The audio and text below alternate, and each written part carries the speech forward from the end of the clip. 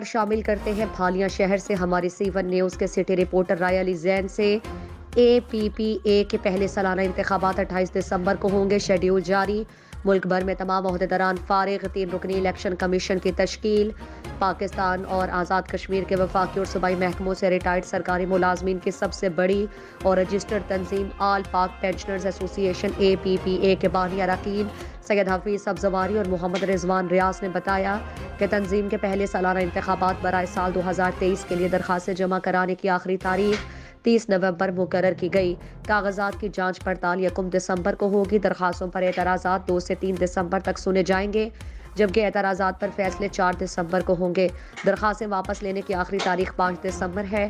امیدواروں کی حتمی فہرست 7 دسمبر کو جاری کی جائے گی، جبکہ پورے ملک اور آزاد کشمیر میں مرکزی، صوبائی، ڈویژنل، ضلعی، تحصیل اور سٹی لیول کی 1750 سے زائد نشستوں پر انتخابات 28 دسمبر 2022 کو ہوں گے۔